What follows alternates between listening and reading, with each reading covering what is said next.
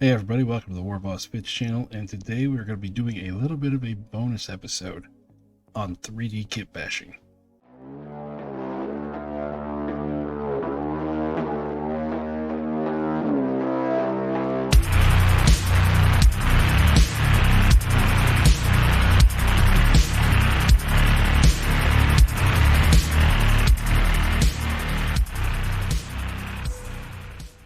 Now, I showed off the Synapse Tyrant that I put together using OPR parts a few weeks ago, and I got asked a few times how to do it, and I would just say 3D kit bashing, and then people asked for an explanation. So I decided that I'm going to go ahead and show you guys how I did it just by going through the steps. And the two programs we're going to be using are Meshmixer and 3D Builder. First, we're going to go into Meshmixer. So here we are on the Autodesk, and instead of, going through the files, we're just going to go to our Alien Hives file here. There's all the stuff I used. Let's go ahead and open up the Psycho Rex. And then we're going to go to the STLs and then head. And here it is loaded in, and it's loaded in weird. So that all is separate from the body. Now, because the Synapse Tyrant is a little bitty guy compared to the Hive Tyrant, I decided I was going to use a Hive Warrior body, but I was going to scale it up a bit. So what we are going to do is go back to our files and go to Hive Warriors. And I don't remember which one I used. Let's use a different one. Let's use body 3, and we replace it in Meshmixer. So here we are with body number 3, and you'll notice if I go underneath the bed, it just shows me a gray screen. So we're going to zoom in, we're going to move it around a little bit. All the mouse buttons, middle mouse button moves stuff, right mouse button lets you spin it, and then left mouse button is selecting things. Speaking of select, we're going to go over here to the side to select, and it gives us, we could use this to pick out different pieces of the mesh, take off, or hit escape, go back to select. You can angle it the right way, and then you can just draw the part you want to cut off. All we got to do is hit delete. Bang. All of a sudden, he ain't got no head. So now, we're going to reduce our brush size and just go in and do a little cleanup. And whenever you hit delete, it'll take out the stuff that you have selected. So here we are. We got a body with no head. What we're just going to do, we are going to export that as an STL file. Title it Synapse 2. Go in there, put down body. And it'll tell you there are some errors because it does have a big gaping hole in the head. That's fine. Just hit continue. So another thing I did is I had little arms on my Synapse Tyrant, or they weren't little ones. I got done resizing them, but you'll see what I did. So we're going to take this assault grunt here, and we're going to steal this arm off of him. And another way you can cut things apart, we're going to go over here to edit, and then we're going to choose plane cut. And this will straight up take parts out of our model. We're just going to cut it in half. What we're going to do is we're going to cut off everything that is under the arm, like that. We're going to accept and chop it. And then whenever you do this, it does fill in the gaps for you. So then we'll plane cut. We'll spin it again as my computer is chugging. We'll take that. And now we come in with the select tool. We're going to start cutting parts off. And another thing you could do here, another good part about digital kit bashing, is you could just hit Control-Z to bring back the part you cut off, just like that. So it's a little bit better than regular kit bashing, in my opinion. And that's leaving us with a little arm. And as you can see too, some of the stuff that is now single part combined stuff, if you use Meshmixer to take it apart, the individual parts are still there. Now we have the parts that we want. Let's go ahead and we're going to move over to Windows 3D Builder. Now I know in Microsoft 11 you can't get this unless you go through a couple of different, jump through some hoops, you can find it. Blender works just as well. I've just haven't dedicated time to sit down to really learn Blender. So Microsoft 3D Builder is just more intuitive to me. So here we are in Windows 3D Builder. And what we're going to do is take the body and the little arm that we did, bring them over here, load them up, and there we go. There's our parts. The movement in this is just a little different. Buttons do different things. So what we're going to do is click on Import Model, and then one or more objects are invalidly defined. Click to repair. Go ahead and hit that. And what we're going to see is our hole is now closed. That took about 30 seconds to figure that out.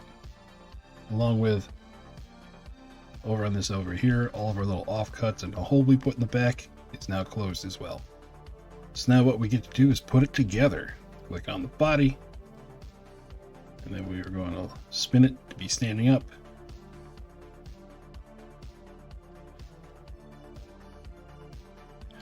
And we want it to be bigger than a normal warrior, so we're going to, and we go down here to the bottom, it shows how many millimeters it is. It is 51 millimeters tall. Let's change that. We're just going to lock the numbers so that it all gets bigger at the same time. Let's go to 60. Nice. Let's go to 70. There we go. 70 millimeters tall. Then click that, deselect it, click this guy, bring him over here. Rotate it to be arm shape. All right, pick it up. Put it over, put it where it needs to be. And now we're going to scale this.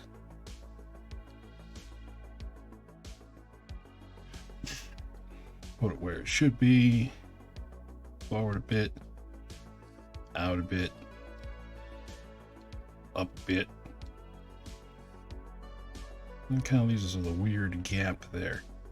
And then sink it in there. So what we are finding is we probably should have brought the rest of that shoulder with it. So I'm gonna go cut that up again and be right back. There we go. We're back in the Meshmixer, and I'm gonna take some shoulder and rib cage with it. Okay, here it is next to the model, and once again we're gonna hit repair. And then I just remember we need an arm for the other side too. We're gonna go this guy, object, copy, paste right there, and then we are going to mirror it. All right, so now we have two arms. So let's go ahead and set the first one up. And you could do this with a different arm too. I'm just, for simplicity, it's gonna have two of the same arms. There we go. Select both of them. Let's just use this one. Bring it up. See, little arms.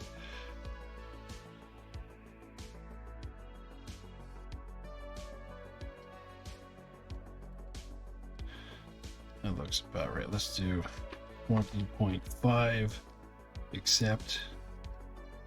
Do the same thing for this one. 20.5, accept. Wait, we don't have lopsided guys. Now we're just going to go down, over, and we're going to sink that in. Make sure we sink it in. There we go. All right, do the same thing with the other one.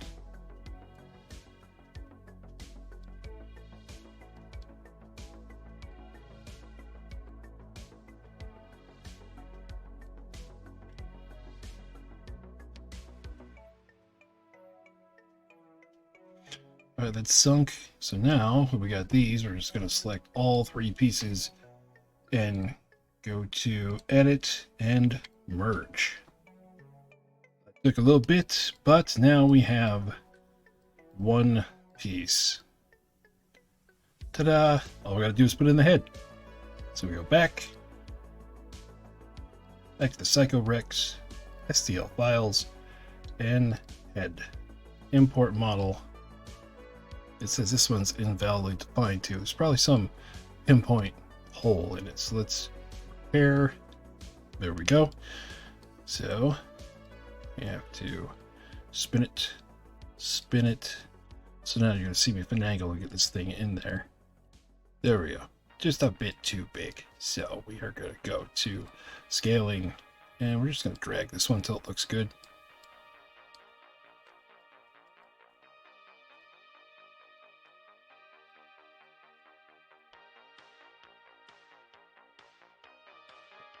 I think I have a hole underneath. Okay, I can almost see it. I think everything there works fine. Big old synapse head. It's even got a little tilt to it, which is fine. I like that tilt. So now, 1, 1, merge. Alright, here we go. 1 piece. Now we're going to go over to save as. And then we're going to put full body. Make sure you go to STL format and save. Now comes the fun part. We got to support this bad boy. So we go over to our STL files. Back to where that's saved. I'm going to click on the STL full body. I use Kitbash as my slicer, as you can tell. There we go. There it is. And it is all one solid piece. So now let's orient it. I always like to tilt stuff a little bit like that, and just to make sure we pick everything up, we're going to use light supports. And here's a close-up of all my settings for my light supports. We're going to click on plus all.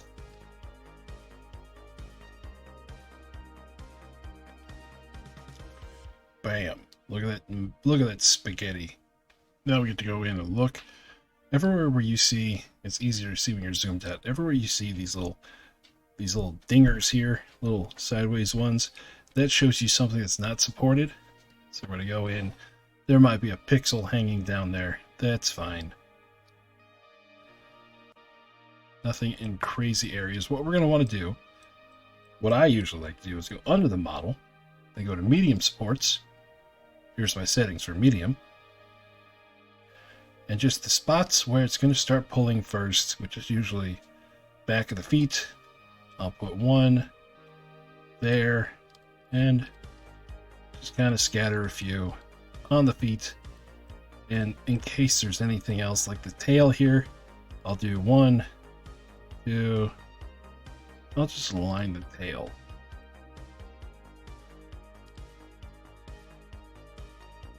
So there we go. Arm should be good.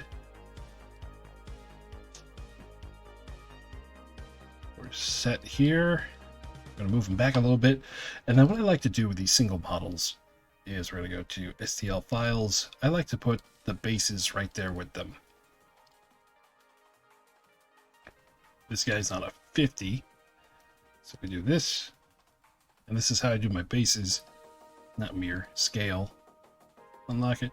I like to do 2 millimeters thick. Just, I don't know, I think it looks better.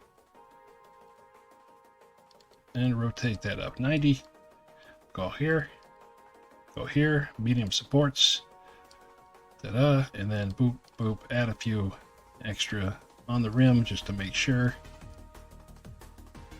There we go. Slice. And 4 hours and 12 minutes. We're going to have our Synapse Tyrant. So while that's saving, I'm going to load it up on the stick file, and I'm going to print it out. Let's see what it does. So here we are down at the painting table the next day as the furnace turns on because it is still, under freezing here in Michigan. So here is our model. First, go to the base. Done. And now let's check this guy out here. See that big old forest of supports.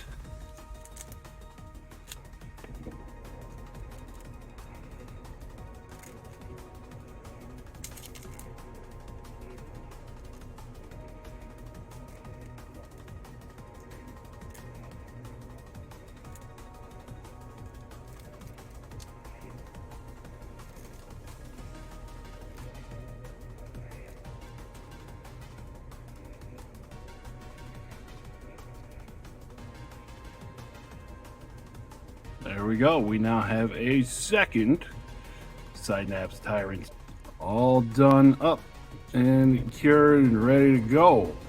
So thank everybody for watching this episode of Getting Learnt with the War Boss, and I hope I learnt you something. So remember to like and subscribe to the channel because it gives me a nice warm fuzzy feeling. So I hope you're having fun playing OPR wherever you are, and I'll talk to you later. Bye-bye.